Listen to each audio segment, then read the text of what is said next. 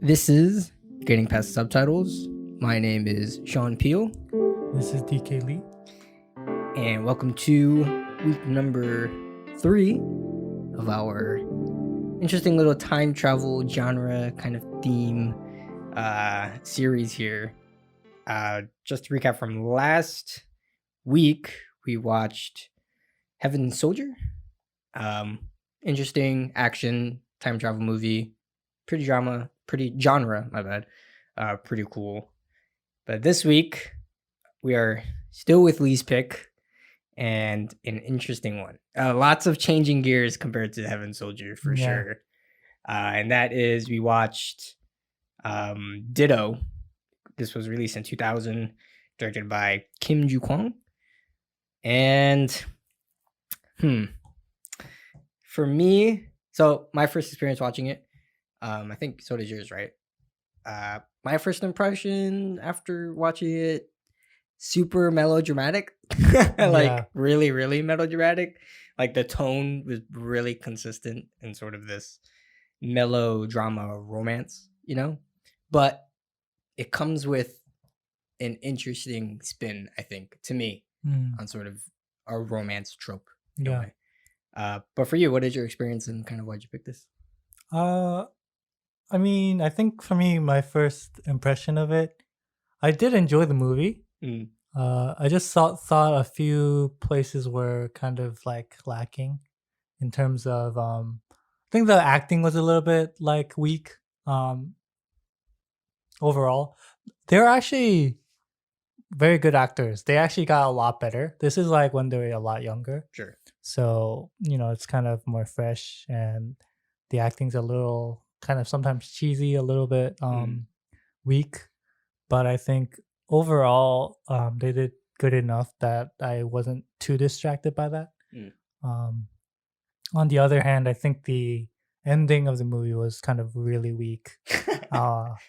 It kind of left off with just giving us a lot of just questions and unanswered things about what the point of the movie was really, kind of. And I think that little monologue that he has about sympathy and the scent, of that was kind of bogus, I think, for me. And that was kind of like the centerpiece of the movie, I think. Right. Yeah. But it really didn't hit the way that I think that it should have. Yeah. Right. So I share the same sentiments that you have. I do also think that the ending was lacking in being definitive in a way, right? Yeah.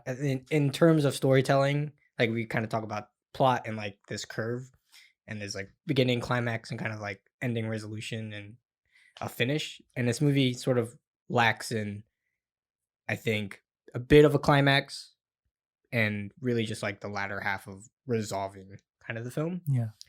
It's there, but there's just no impact to it. Yeah, the resolution wasn't really satisfying for me. Right. And it's interesting because as I was watching the movie, I had that thought of I don't know where they're gonna go with this movie. Same. And they didn't know where they're gonna go with the movie as well.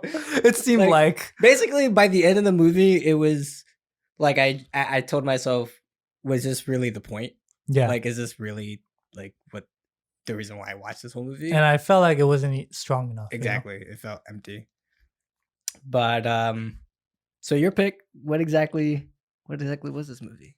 So Ditto is about a movie about this girl who is in university, and she finds this radio. Well, she has a crush on this guy who just came back from the army, and he's back in the university, and she's kind of stalking him in a way. In a way, for sure stalking. And while she's doing that, she's trying to act casual, and she happens into this radio club. And one of the members of the radio club, they basically give her the radio because it's broken and they don't need it anymore. And she's like, yeah, just take it, but I don't need it anymore.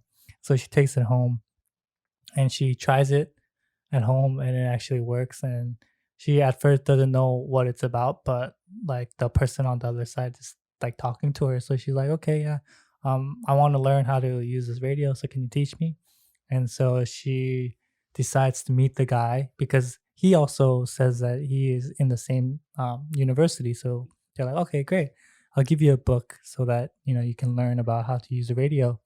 And so they decide to meet on the next day at the clock tower in the university. And so they both go there, but they miss each other. And the girl comes back home and the guy comes back home, and they talk to each other that night, and they're like, hey, I was there for 2 hours, where were you? And the girl's also like, I was there for 2 hours, where were you? And that's the start of the kind of the weird things that start happening, and you're kind of like, what's going on, right? Yeah. And so basically what they realize is that she is living in 1977 and he is living in the year 2000. And as they start talking to each other, like obviously they don't believe each other, so they're kind of like skeptical about who they are, and they both think that they're scamming each other, right? Like they're like scamming and lying about who they are. But the guy in the future, Ji-in, and the girl in the past, Soon, the guy basically looks at like news and stuff like that of the past, and he basically tests her and asks her like, hey, if you're really from the past, like, do you know what happened on this day? And basically she's like, yeah, one of the politicians like died or whatever, like these things that actually make sense for that time period. And he gets shocked, and he finally realizes that this girl is actually from the past. Yeah, I think it's the other way around. He like tests her that because he like figures out that she's from the past first. Yeah, that's what I said. He tests her. No, you said that she tests him. No, I said he tests her. Did I say she tests him? Oh, you did say he tested her, but it wasn't like a test. He like just gave her the facts and was like, well, he did test her because he says like, I want you to like name like what happened like on this day, or like tell me what happened like some kind of on the news, because he was like looking at the archives on the laptop to check if that was the right like news. I thought it was the other way, that he like looked at specific events that happened in 79 and then told her like, this is what's going to happen. Like he does do that too. Like he does say like, oh, what is that after like the president's fact? gonna die, and like he tells him like he tells him like the riots are gonna like happen and stuff like that, and the curfew and stuff like that, all that stuff. But he does test her to make sure like she's actually like there. And then he starts telling her all the like future stuff as they get closer. But basically, that's like the overarching timeline story where they communicate with each other. While that's happening, Soon from the past, she has the crush on the guy, and she develops a relationship with him. Because she used to like send him like letters while she was at the army and stuff, and they kind of have an acquaintance.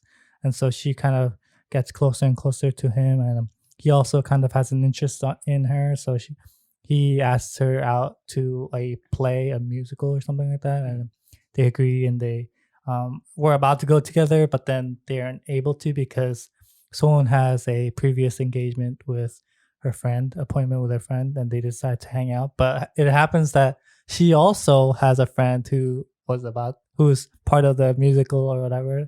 And so Soon and Sunmi, right? Yeah. Sunmi go together to the play, and since Soon already knows that he's going to be there, they all sit together and they kind of enjoy the musical together, and they hang out together. And then so Soon's relationship blooms with Dong-hee. His name's Dong-hee, by the way. And as that's happening, Soon starts like telling more and more about her relationship with Dong-hee to the guy in the future, Ji-in, because she feels kind of comfortable talking to him like he's her diary and stuff like that, and they start like talking about it. But then she realizes, well, not really. And then she starts like telling him about the guy, the boyfriend. Right. And at one point, Ji-in like tells Soon that his parents also used to go to the university. Yeah. And he's like, oh, then do you know my Yeah. parents? And then like he tells her the names of his parents. Yeah. And his parents' name is Tonghi and Sunmi, which is Hon's friend and also the guy that she likes. Dun, dun, And dun. that's a big like twist that happens. And so she's like, Sohn is like devastated Yeah. after hearing that and realizing that Tonghi is not gonna get with her basically. And she starts realizing like these little moments when, you know, Tonghi and Sunmi like, you know, get acquainted and get like closer together and stuff like that. And basically she decides to stop loving the dude. Give And- up on that relationship. Yeah, give up on that relationship. And Jian, like he said that like without knowing anything, but then he also goes back to his old house to see all the different things of the university in the past and stuff like that for fun. But then like he realizes that Son was the middle friend, was the mother's friend, his mother's friend. Right. And after realizing that Son liked his father, he is in a dilemma too, because he's like, if Son gets with my father, then what happens to me? Because you know, like I might disappear from the world or something like that. And so he has that dilemma. All the while, he has this like weird side story with this girl who won't stop leaving him alone. It's like Song, but in 2000, right? Yeah, it's like Son, but like the same qualities of like having a crush and being stalkerish. Yeah, but more annoying. But more annoying. Yeah. Having like a different personality. Yeah, but having the same level of attachment. Yeah, for sure. And so he has his own like relationship, you know, issues and stuff like that. But basically at the end, he finds out about the present time Son and checks up on her and sees where she is and hopes that she's happy, because, you know, he feels bad because he's alive. You know what I mean? My parents basically ruined your relationship with the dude. So he goes, and she happens to be a teacher at a different university. Right. And he goes and checks and he sees her. And yeah, he sees her and is like, oh yeah, she seems happy, and he leaves. And at the end, there's this like little monologue about sense and like, you know, having the scent that, you know, lives on instead of dying and fading away. Dude, I don't even remember them. Like the monologue was such nonsense. Yeah. I was like, what? And whatever. So yeah, that's basically how it ends. He basically Jian in the present time gets with his girlfriend, the girl that like follows him around the whole time. The strange friend that is a girl that he has a crush on. Yeah. And Soon, she stops loving Tonghi and she goes her own path. It's like she's like a peaceful widow, like that kind of vibe, you know? Like she's not like, okay, so the resolution kind of is, oh, this is the girl from the past, and well, she has to be alive. And he finds out, he wants to track her down, and he finds out that she used to be a teacher at the same university that he attends, but she transferred like 2 years ago when he started being a student to a new school. So he tracks down that school and then goes visits her. And then there's like this whole like more melodramatic scene of like they make eye contact and it's like, oh my god, that's her, and she's like, oh my god, that's him. But I don't think she really knows. She just like looks at him. But it definitely knows. Like the scene was definitely like, that's them. But then they have like this mutual like silent acknowledgement, and they don't really say anything. They just walk past each other. But the vibe that you get from like where she's at now is this, you know, peaceful widow, because you know she doesn't see that like, oh, she's, you know, married somebody else and has kids or whatever, but she's just rather by her lonesome, but not like grieving still, you know. So it's kind of a weird ending, yeah, because like for me it doesn't really signify this like really happy, like she's living happily ever after kind of thing. It kind of feels more like she still has a little like resentment. No, not resentment, but like she has a little part of her that she can't let go of this guy, which is why she never met another person, kind of like that. So it's weird. It's a weird kind of ending. Exactly. It's, I mean, the whole like his resolution of I need to go meet her, but Like, but why? Yeah. Like, what are you trying to get out of it? I want to. Well, he explicitly says, "I want to see if she's happy, right? Right. And if she's living happily." And I don't know if she's like But living is happily that per se. She is living and she is doing, her yeah, own thing. she's good, Um, but it just lets off. yeah, it's a weird vibe at the end. Definitely. Yeah. I enjoyed it until the twist, I think. It's funny. It's funny. like literally opposite. Like I like the twist, but then everything that kind of came after that, Yeah. it was like, okay, but what is? And it's interesting because I kind of had a feeling that might happen. Sure. Like in the hospital, as soon as like he got hurt, and then I just kind of thought that it might happen, that like he and someone's friend would get together for some reason. Right. And it actually happened. I was like, well, I knew like the dead giveaway was when they were talking. So he was like doing the research outside, and then the girl's name Hunji, she gave him like the letter from his parents, and he read it, and then it was like, oh, you forgot about your mom's birthday. He was like, oh shit. And then it cuts to her, and then it cuts to Song giving Sonmi her birthday gift. Yeah. So it's her birthday. So at that moment I was like, oh, that's the mom, and I was like, okay, so what is, like, if that's the mom, then what exactly is the details? And then it's revealed that, oh, like those are the parents, and your best friend took your boyfriend away from you, kind of bit. And then like all that, like the ending part was so funny because it's so melodramatic. Like especially like when Sohn and Sunmi are like, someone's like walking down the stairs and Sunmi's like walking up the stairs, and they don't look at each other, and they just pass by. Silent resentment, and like, I don't like you, but you don't know why I don't like you.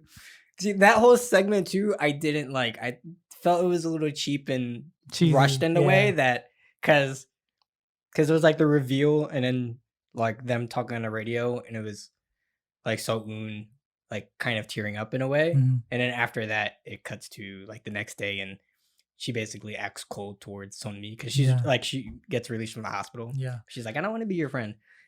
And then everything after that is, she's also not affectionate towards Dong-hee anymore, and kind of ignores him in a weird way. And then it cuts to like, it does that, and then gives you like random flashbacks of these moments of Sunmi and Dong-hee like having interactions and kind of getting closer in a weird way. But that felt like a cheat, because that's not something that we really saw in real time. It's just like, oh, now she's feeling this. You're just showing us these things to kind of like you're padding it out so that we can kind of understand what was going on. Yeah. But like, I mean, I get it, because at the same time, like at this point, the movie's already an hour and a half in, so you got to wrap it up sometime. So it would have been nicer if they added that in the beginning, so that it would pay off later, Right. Where when that reveal happened that Dong-hee and Sunmi were like together, if we had like little moments of like Dong-hee and Sunmi kind of like, because they already showed it, they already shot it, right? So if they kind of move that forward, like while maybe like Sohn was visiting the hospital, she goes out to like get some coffee, and then she comes back in and she sees like Sunmi and Dong-hee like just conversing. Like it's not even like they're like each other. It's just like they're having these like conversations. They seem kind of like good together. And then later on, if that reveal happened, then you'd be like, oh shoot. It would have been good, because it would have added a layer of suspicion and like tensity to the movie. Whereas here, which would pay off later. Exactly. But here it's like, you already knew what happened, and now it's, and they're just showing you kind of like little flashbacks that never really ever saw. It only did it for like that one scene. Like it was really just to kind of exaggerate this melodramatic, like sad moment for So-eun. But that would have been a lot better if it put it more forward. Because they already kind of did that with the play. That play when they're all three of them together. Yeah. And then, after when they go back to the hospital and they come out of the taxi, and they kind of like have that little bit of like, they already know each other. Yeah. So I think it would have been like, it would have worked out if you added a few more of those after, whenever she visits the hospital, whenever someone visits the hospital again. They could have kept it going, because even after that, because technically there aren't the hints of them kicking it off, quote unquote, until after they meet at the hospital, because that's the only moment that Sunmi and Dong-hee meet like by themselves without Sohn in the mix, and then that's where they have like, he tells the story, whatever. But even then, like the thing happens, the reveal happens, and then it immediately cuts to the scene of when they finally meet at the hospital. Yeah. So like you could have then put those flashback scenes like immediately after it and just kind of kept the intensity more. Mhm. But whatever, Yeah. it's whatever. But one of my the weirdest thing for me while I was watching was when Donghee goes up to Sohn. He goes like this Dude, to her oh my- face. Yo, puts And the he's hand like, in her face and like Your- rubs your- down. And then he's like, your face is small. I And was then- like, am I watching Face Off right now? like, why did you do that? Like, it was so random, so out of place. What gets me is that have you seen Face Off with Nicolas I Cage didn't, and John I didn't. Travolta? Well, I did, but it was like a while ago. So So like one of the main things that like is in that movie, so like they swap faces, right? And Yeah. then whatever. But one of the key characteristics of John Travolta's character is he does it between his wife and his kids. Is like he does that move where he rubs his hands down his daughter's and wife's face as like this weird intimate connection. So like when they swap faces, he does it and she's like, "Oh my god, it's actually you." oh, So when I see it here, I'm like, is this somehow like A a reference? sexy thing? Like, is this an intimate action? That you know what's funnier? Because like she does that to him at the end. yeah. And I'm like, what is this supposed to mean? Like, is this a secret code for something that I don't know? Like, Right. am I missing something? I'm like, this is supposed to signify being romantic because it's not. It's just weird. Yeah, Like it's like hella weird. yeah, it's so out of place. Like she at the end when Donghee goes to Sohn and he's like, hey, like it turns out you're right about the president. He actually Yeah. died and like everything happened. And she just goes up to him and she just puts her hand on him for like a second and then she just leaves. it's just she like, just bounces. I'm letting you go. Yeah, that move never hits home. It's just It was so weird. I was just kind of confused at what that, like socially, what that means, you Right. know? That would never fly today. Get that dirty hand out of my face. So are you Like, trying to see if you can grab my head with Like- one hand? is it equivalent to a kiss on the forehead kind of deal? You know, like even that would have worked. You should have just done better. that. Exactly. I don't know what this is communicating per se. Exactly. Yeah, that was pretty dumb. Yeah, that was the weirdest. That was funny though. I was like, Why? And then, but it's funny because with something, there's always like these shots and this weird infatuation with her face. Because mhm. like in the beginning, right, she's in her room, like right before the radio goes off. She's like in a room and she's like studying her face. She's just like la like whatever la Yeah, la la la yeah. la. And that kind of like these shots of her kind of like her, I don't know, admiring her lips or whatever, like keep coming back. I don't know why it's such a I don't know, like a maybe, motif in the movie for some reason. maybe it was a fetish of the director or something. Ooh, lips. I don't know. So Or like nice. just checking yourself out, like a sense of narcissism. I don't know. Right. Is this a weird like tropey college girl move that you're trying to go with? Yeah, it's funny. I don't know. In Korea, there is a thing though, like where having a small face is like desirable. Sure. So I guess that's part of it, but I don't know. That's I weird. guess that Like, kind of makes sense. but it's like no one really does this. And check it like, hey, your head's small. Like, It's perfect. it's just the right size. I don't think that's the go-to move on a date. You know what I mean? Just measure the face with your hand. Like, nah, it's too round. It's not gonna last today. Yeah, it's just funny. What did you prefer more, the like Soeun's timeline and her story, or Ji-in's kind of story? I liked Sohn's timeline better Mm. until the it just got to like, you know, I liked her relationship with her friend Sure. and that dynamic. I liked her dynamic with Donghee as well. It wasn't bad. I enjoyed it and Mm. seeing them together. I think for me the future timeline, the only thing that kind of was weird was the Hyunji. Like that Sure. she, I don't know. It was kind of like off-putting how like clingy she was Right. to him, and like he just literally did not care what she was doing or who she was. Like barely, like I mean, she would always come to him, and like he would not really like reciprocate any kind of like, Sure. you know, too much. But I mean, yes, but no. But Well, like it's very like one-sided though. You know what I mean? Like in the way that yeah. at certain points you think like you're not sure if it's a love relationship or Mhm. it's just like friend relationship, Yeah. or if it's like a, I don't know what it What is. Like, happening? yeah, like I don't know what's happening sometimes, like with their relationship, where like I know clearly that she likes him, but like for him, it's like What is this? he's so busy like trying to figure out the radio thing that I don't even know like She's if she get out of if my he face, cares. yo. Like, and there was just like a, I feel like a level of like him. It felt like he was made to be the receiver of the, you know, the transmissions, whereas like it felt like it was Hohen's story, and he was really just like this really minor character that they needed to kind of like send the letters back into the future. Sure. And so yeah, it just kind of like it was kind of weak for me, Mm. like that future timeline. I see what you mean. I feel like what they were in terms of like the structure of, you know, whose story it was. I feel like what they wanted to go with was a duality to it.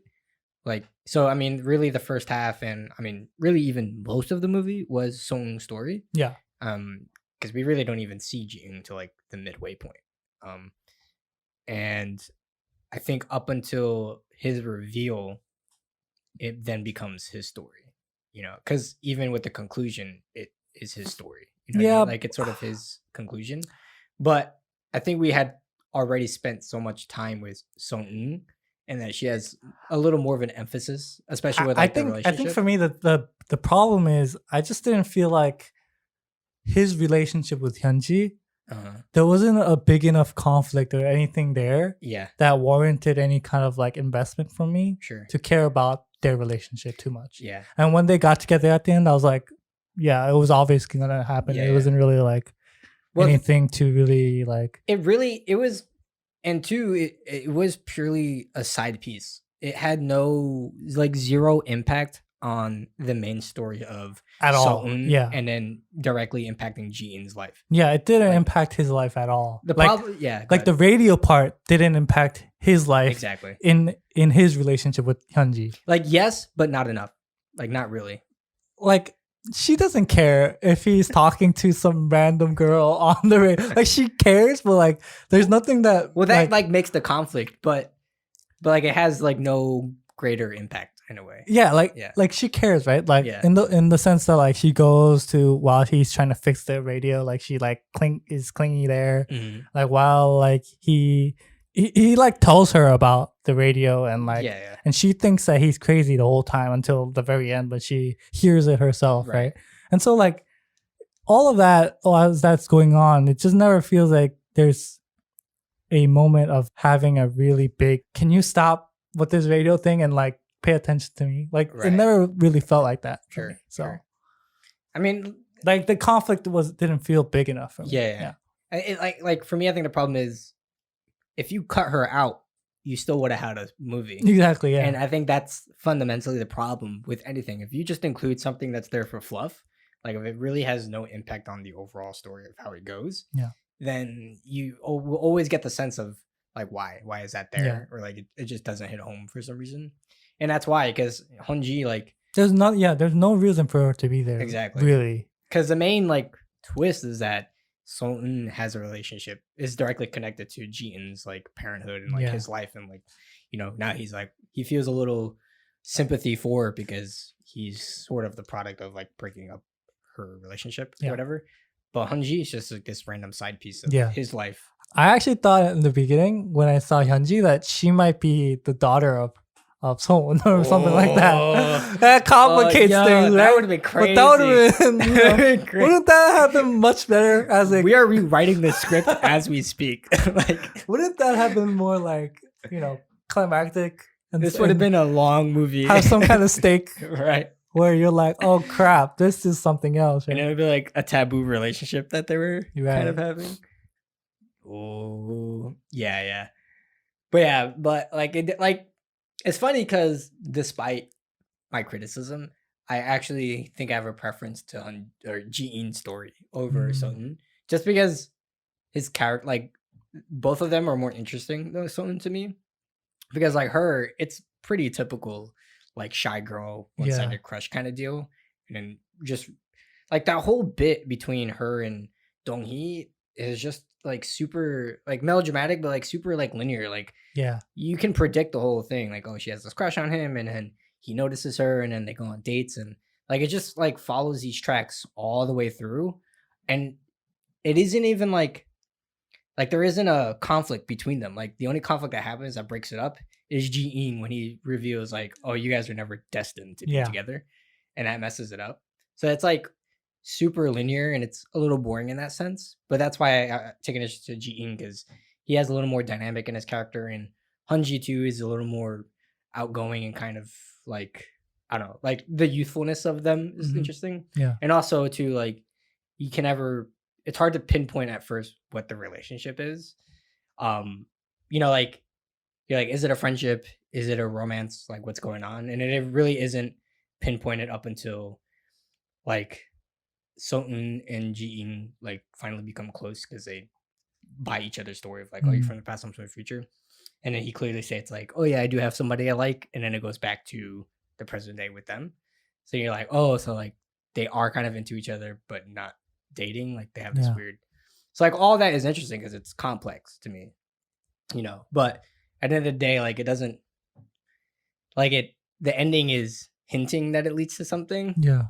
but ultimately, like the story itself is a drawback because like the real importance is this whole twist and the time travel bit. Yeah. So I think that I mean for me, like the problem with the movie is at that point there's just so much going on. There's just like so many side plots going on and so many things that they want to stack. You're fitting a little too much to kind of handle, and you ultimately just let down on everything. Yeah. Because there's no like good payoff per se. I mean, I think the twist was good, and it felt like a good twist. Yeah, It just felt like, but you didn't do anything with it. yeah, like how they resolved it was kind of lackluster. And for me, going back to you talking about everything being linear for her story in the past, I think that cliche kind of did a disservice in terms of like the acting. I think Agreed. maybe Yeah, agree. I don't know about the mindset of the actor, obviously, but I think because it was such a cliche kind of like storytelling or like kind of story, it might have led the actor into acting it in a very cliche way. Yeah, yeah. And I think that might have been one of the reasons why it felt so much like the way that you explained it. Because at least for the future, right? And those two characters, like it's nothing really cliche there. Nothing like that's so like overdone that Right. you have something to fall back on in terms of acting. Where like a lot of times when you start watching movies or like you go into acting, there are these like cliche things that people do and like you've seen so many times, and that once you've seen it, like when you're trying to act it out, you fall back to it, right? And I think maybe someone's actor might have kind of fallen into that pitfall. The future people kind of got the longer end of the stick because they didn't really have to deal with that per se. Right. So I think in that sense, the reason why I felt like the acting was kind of like was because of that. Yeah. Yeah. I agree. I 100% agree with you. I think it is the script is letting down the actors, and it is giving them restraint in the past and giving them a little more playfulness in the future. Yeah. And that's why it's kind of that way. And two, like if you get that feeling of like cliches kind of happened in the past, and it takes place in the 70s, so you already have an idea of how romances happen then. Like cliche a bit, it's like it happens one-sided. Yeah. Like the way that it all happens is kind of to your mindset in the past, and it feels one note. And I think that's like the idea that they had and what is portrayed. And then in the future, like modern day, when you think of like modern times, feels more loose, like more, Yeah. I don't want to say like experimental, but more, what's the word I'm looking for? Improvised, right? It just has like two very different feelings. Like when I think of the past, I think cliche. When I think of the present, I think more modern in that sense. So that's kind of like the duality that I get too, is that even in their dialogue, the way that they speak is so much more casual towards each other. And again, like even Hunji and Ji-in's relationship is complex. Like it isn't super like I have a crush on you, and then we're gonna Yeah. go on dates like as it does in the past. You know, like there's pretty defined differences. Yeah, the funny thing is like cliche. I feel like is born out of the mind of people. Right. You know what I mean? I don't think people in that era live by those cliches. You know, like Right, right. but like as we like have these things that we've enjoyed and we liked and we continually repeatedly like produce it, and therefore we assume that this is the way that it was, Right. rather than like actually it being that way, right? Mhm. And so like it becomes part of ingrained in our memories, like a kind of false memory Sure. of thinking that it was like that, when in reality it wasn't really like that. Yeah. It might, Or at there least might to have been, them, that's not what they there thought. there might have been like little inklings of something like that, but like it's probably not like that. Mhm. Any favorite scenes? I'm gonna think about it. What about you? Particular moments? I mean, I really like the duality between Jin and Honji. I like their interactions. I think the scene where, so when we first meet Jin and he's waiting on the clock tower, and he always like questions her. He's like, "Am I standing behind Sumi University?" And he's like, "Is it like 2:00 or whatever?" He's like kind of baffled by what's happening, and he has like a super sarcastic personality, just or whatever, and especially towards how he treats her and the relationship. But when they go back to the cafe, and she's like, "Why were you waiting out there? Like, why were you waiting for somebody?" And she was like, "Why are you waiting for me?" And he's like, "Of course I was waiting for you. Everything I do is for you. My family's motto is love Hyunji." Just like that, the sarcasm and the dynamic is great. It's a neat, like I really like the scene because it is a great introduction to who they both are and establishes like their dynamic together. Yeah. You know, because it's the first time that we see them. I think it's just a great encompassing of like this is what's to expect from them for the rest of the movie. Yeah, I like the scene when they come out after fixing the trying to fix the radio, and they're like walking at the bus stop, and they're at the bus stop, and she's like, "Hey, we're gonna have to take a taxi now because there's no buses left." And like literally a bus comes and he gets on. And I love how it was framed because like the bus covers the the whole thing. Yeah, the bus covers the frame, and then like you just see her standing outside but alone. She's like, like he's continuously being disappointed by him, you know? Oh yeah, I like that. I like that moment. I like the scenes with Sohn and Sunmi too. Like just their dynamic too is an interesting dynamic. Where like Sunmi's more outgoing, right? And she's kind of like more carefree. Yeah, I like Sunmi's character too. Whereas like Sohon's a lot more reserved, and that dynamic between them, and kind of seeing how they interact with Dongi, actually, like how it's so different. Like you really only get like 2 scenes with Dongi and Sunmi, but you can already like tell how much more she's like chill, friendlier, casual towards him, whereas like Sohon's very cautious and like doting on him. One's very like formal, and the other one's like formality out the window. Yeah. So yeah, it just would have been so much more interesting to see more of like the progression of Sunmi and Donghee's interactions and like their relationship building and kind of leaving. I think what they might have thought was like, if we add too many scenes, it might be too obvious, and it might ruin the the twist. The twist. Yeah, but I think it would have had the opposite effect. I think it would have just kind of made it more enjoyable. A good layer. Yeah, exactly. Yeah. But too, like time constraints, I feel was also a factor because, like at that point, like the movie's 2 hours, and I feel like if you added all those elements, could have been like 3 hours easy. I don't know. I think it could have just moved around a few things within what they already had. To be honest. Yeah. I feel like there was something else I was gonna mention, but I forgot. I was gonna like want to talk about like the moment that I got like lost, or because I guess you two you said this, mentioned the same.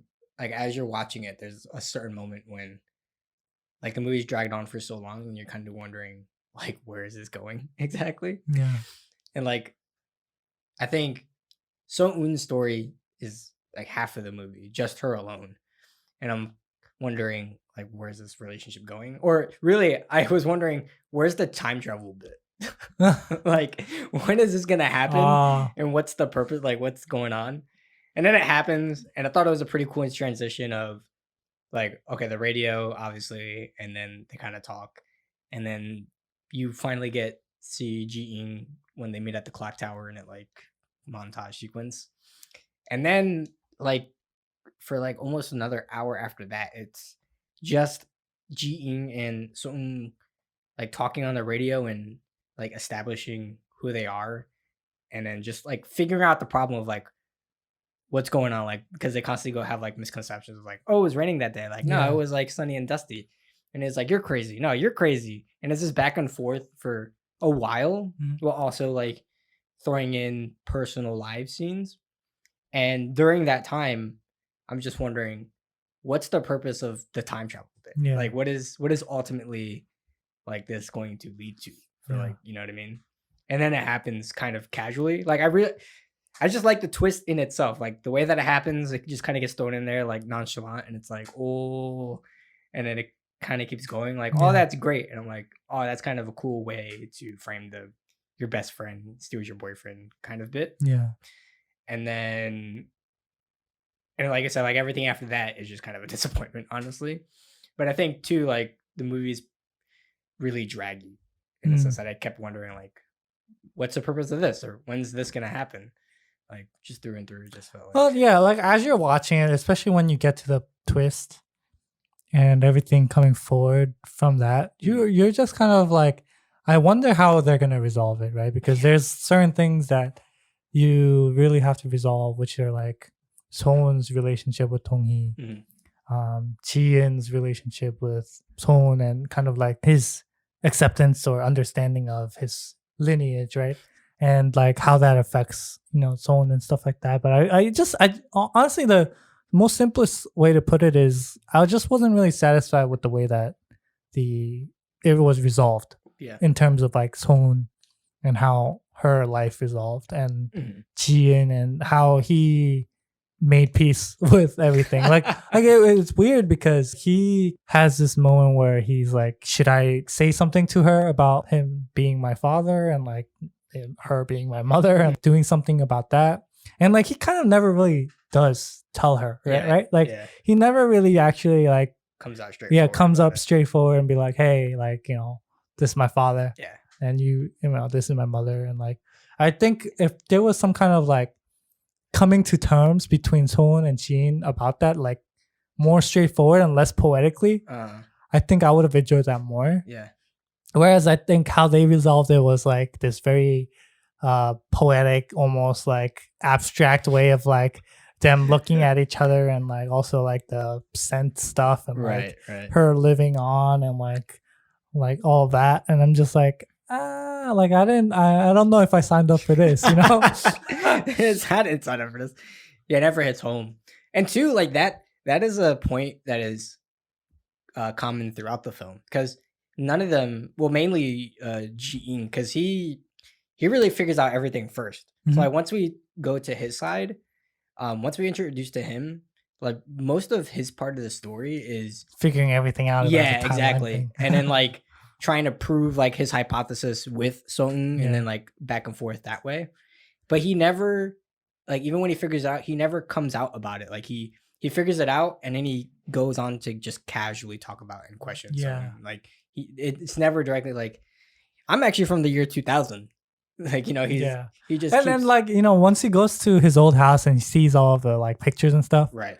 like why would you not, like I understand like he gets shocked and that's why like he doesn't talk to her for like a few days. But I'm like, I would like go talk to her, be like, yo, I'm sorry, bro. Yeah. Like this is how it's gonna go down. Like you can choose your own fate, but this is how it is Yeah, in the yeah. future, I guess that's just me, but like it's just kind of like a weird kind of thing where like they just kind of it's to drag on the drama, right? Obviously to kind Sure. of like make the tension higher, but like I felt like it's kind of fabricated. It's not really like Yeah. a genuine like tension Yeah. there. Because I mean, they both have answers to each other's questions, and they both withhold it from each other. Yeah. 'Cause, I mean, once she figures out like, oh, those are his parents' names. That's the guy that I like and my best friend. She never tells him. Like Yeah. it's up to him to figure it out Yeah, himself. they both figure it out, but they never talk to each other about Exactly. it. That's why I just feel very like This- annoyed. Like, yeah. I want some kind of resolution there, but they never really give it out. So. Exactly. It would at least create like more tension. Like it kind of create like, oh, Yeah. in that kind of sense, but it's whatever. Hey listeners, if you've tuned into more than one episode, you probably know that me and Lee are quite passionate about Asian movies. We actually got to start because we think that movies are meant to be discussed, and there are so many Asian movies out there to be discussed and to be discovered. Honestly, that goes for just about any international film, if you ask me. I've actually had an interest in podcasting before we launched one and decided to share our discussions and just launch a podcast of our own. Producing this show couldn't have been easier with Anchor. It's a true one-stop shop for literally everything podcasting. Even if you don't have the tech, Anchor is equipped with in-app recording, a music library, editing some segments, cover art. There's just so much flexibility to do. Even better, they help you distribute your podcast to popular platforms, which is why you guys can listen to us via Apple Podcasts, Google Podcasts, Spotify, and wherever else you guys are listening. To ice the cake, they even help you monetize your podcast by matching you up with sponsors. You gotta trust me, they literally take care of just about everything. So if you're on the fence, just jump. There's no excuse. Go to anchor.fm or download their app. It's all free to get started today. So I watched Heaven Soldier last, which is an action time travel. And then the first one was The Girl Who Leapt Through Time, which was like a coming of age kind of comedy drama. It's interesting. This movie kind of has a little bit of like that feeling from A Girl Who Left Through Time in terms of the parent stuff and like that like dynamic. I mean, to me, this movie is on a lane of its own. I think it's interesting that all three movies have been pretty like very different from each other. Yeah. In doing time travel. I think I'd like talked about this before. I think it's so interesting with a theme of using time travel that you can just do so much with it. I think this movie is continuing in the course of like just how dynamic you can kind of play into that genre. Yeah. I mean, like, how does it stack up against the others? I mean, maybe the weakest, but it's not the time travel itself that is the weakest. Like, because the twist, like we keep saying, itself is interesting. It was cool. It felt pretty new, but just the storytelling itself was not great compared to the other movies in that sense. Yeah, like I like the application of the radio as the connection between the past and the present. Right. There's actually there's a drama actually called Signal. It's a Korean drama which they use radios to kind of like talk to each other from present and the future, but it's about like solving crime. Yeah. And that I think did a really good job of using that as a way of connecting the past and the present and giving you different like moments of tension and paying it off really well. Yeah. Going to that sidebar, it's probably one of my favorite dramas of like all time. Yeah. It's super well done. Super great story. Well acted too. I love their actors. Yeah. I mean, it's funny because I remember clearly watching that and I thought it was a movie because like the pilot is super long. Yeah. And then I saw that there were like 12 more episodes after that. And I was like, there's more of this? Yeah. Get out of town. But the pilot's really good actually. Like the pilot's a movie on its own. Yeah, it's great because the setup of the movie is that there's a detective in the past and there's this rookie detective in the future, in the present. And the rookie detective that gets this radio and he like talks to the guy from the past, but then he realizes that the guy from the past is gonna die. Right. Yeah. And that's like the big like the question for the whole series is like when is he gonna die? How is he gonna die? And the guy in the future knows that he died, so he's like trying to figure out like when and where and like it's interesting because like every time that they use the radio, it's a different person. Like it's a the same dude, but from a different like moment in time. Oh, that's right. Yeah. And so because they try to do it with cold cases, right? yeah, So like each episode is a different cold case. yeah, Because like the crew that he is in a cold case figuring out squad. yeah, And so the guy in the past was a detective in those timelines when the cold cases were actually happening. yeah. So in the present, he's using him As a way to try to figure out those cold cases, right, which are hot cases in the past. So. right. So, But then like every time he uses the radio, it's like he's a dude from age. like a different moment in time. Yeah. So it's like you're it could trying be like to figure 75 for one case, and then when he talks to him again, it's like 81 or something. But yeah, I mean, highly recommend that show. It's great. Yeah, I really it's like it's that a show. really interesting way of using time travel there too. Yeah. But, thought it was but pretty new. with the same mechanics, if you think about like in Like terms of using like radio. just like the radio. Just a different like genre, like just crime solving kind of like Yeah. thriller way. But yeah, so interested for the next one, which is changing gears again. We're still in romance though, but I think it is more youthful. It's more modern because I picked it. As you know, someone who This doesn't one, like to leave 2000. this one is it looks very dated. The one that you watched, there was an interesting like use of like sepia in the very beginning, Oh yeah. I was like, and then the color. I was like really. I wouldn't know if I was a big fan of that, but I wasn't either. it was interesting. I did too. Kind of get confused of like, I could if you told me it was 79 beforehand, I probably wouldn't have guessed like with So On, because I really thought it was like 2000 or something. So yeah, I didn't know she was like in the past. Yeah, exactly. either. And then Until she said she was in 77, I was like, oh, okay, so you're in the past. yeah, because there's like no shots of like a car or like you know what I mean. Like even the house felt like fine, didn't feel like dated or whatever. Yeah, like the radio itself felt dated, but I just thought the club was like that antique like radio club or exactly. something like that. Like even the way that they dressed was, I mean, once I figured it out, I was like, okay, I guess. But Yeah. even then, it was like, I guess that's fine.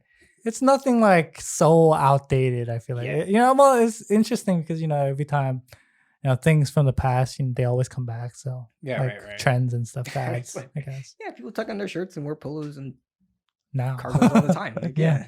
no big deal. but yeah. Yeah. But anyway, so next week we'll be watching My Tomorrow, Your Yesterday. I want to say 15 or 16. This one I actually watched already. That's right. That's right. Did you watch it? I did Mm. just once though, but it's been so long. Yeah. I honestly forgot like the details of everything. I remember enjoying it. I remember liking it too. I remember like it's a little complex on the mechanics that it uses a little bit because it's like I think they're like in 2 points of time. I kind of give it away if anybody doesn't know. Well, don't spoil it. I guess. You're gonna just spoil the whole thing right now, like, dude.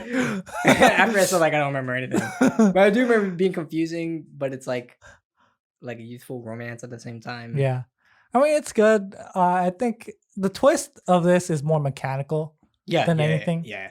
Whereas the It's other really- films that we watched, like this one we watched, it's not really mechanical. The twist isn't really mechanical. It's just more like the story is like a twist. Right. And the mechanics just kind of supporting it. Yeah, Yeah. Here I remember like it's very mechanically. yeah, a the twist isn't revealed till like later, and the twist itself is the time travel Yeah. part. Whereas like the meat is. Well, this I romance. think we kind of already spoiled it by saying that, but I guess you're but- gonna be looking. I mean, if you're looking going to for the it. series, you know it's time travel some way or another. Yeah. Like, I haven't really told you exactly what it is, but Yeah. yeah. So Anyways. we'll see you next week. Hopefully, I feel like I'm going to form a new opinion on it. No, I've Mm. seen it because I kind of forgot about what I thought the first time. But go check that out. It's pretty popular, so you should be able to find it like anywhere. But until then, see you next week. Bye bye.